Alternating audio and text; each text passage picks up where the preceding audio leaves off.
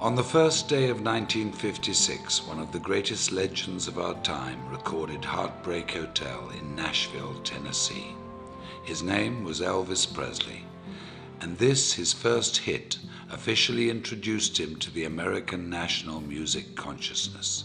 The song was inspired by a young man who died an untimely death and evoked the last words, "I walk a lonely street."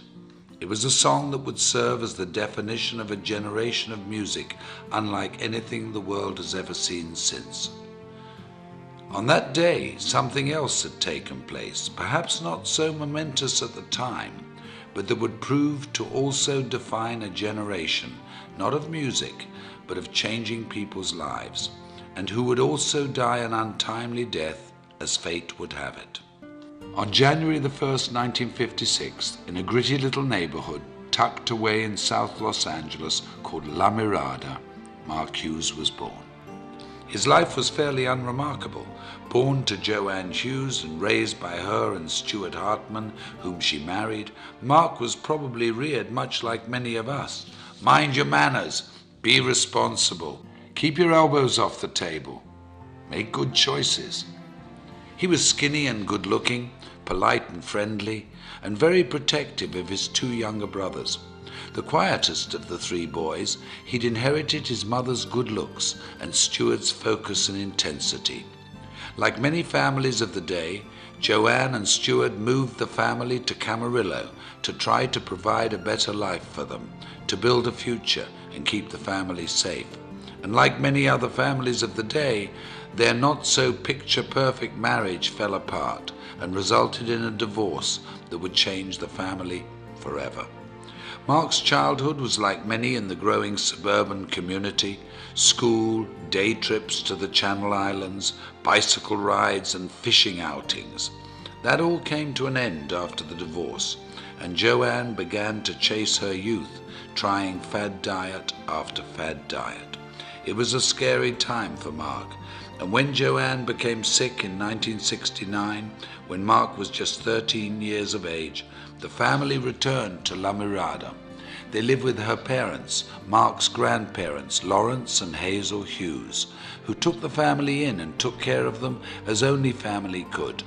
But despite their best efforts, and with Mark's never-ending grief, Joanne died of complications from the deadly combination and steady use of weight loss and sleep aids. Mark was only 19 years of age. It was then he decided he would make a difference in the world, with his mother as his beacon, and the goal of preventing what had happened to her happened to anybody else. While fundraising for a California youth group, Mark had found his calling. He was charismatic, charming and persuasive. He'd even convinced then Governor Ronald Reagan to part with $500. And with the taste of success in his mouth, the goal of changing lives through better health as his objective, the idea of personal financial freedom, and the memory of his mother in his heart, Mark Hughes entered the world of direct selling and network marketing. In 1976, Mark began selling Slender Now diet products, quickly becoming one of their top 100 earners. When the company collapsed in 1979, he sold exercise equipment and weight control products for Golden Youth, another direct sales organization. And when Golden Youth also failed, Mark decided to start his own company.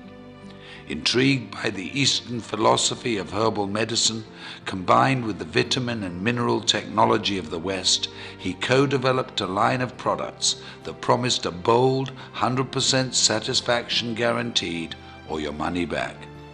At 24 years of age, Mark Reynolds Hughes, having taken his mother's maiden name, introduced Herbalife in the United States and single-handedly rewrote direct selling history. Unremarkable turned quite remarkable, if you ask me. I often wonder what he would think if he could see us today, sitting here in this arena, looking at how big our organizations have grown, reflecting on the company's incredible retention rate, tasting our new products, walking into a nutrition club, celebrating success at a new President's Team experience. How proud he would be. How incredibly happy we would have made him. I know in my heart, as many of you do in yours, that his light is what has made this possible, that his vision is what fuels us, that we are forever changed because of his influence on us and his belief that despite what we may think of ourselves every now and again, we're truly remarkable human beings. What a gift we've been given.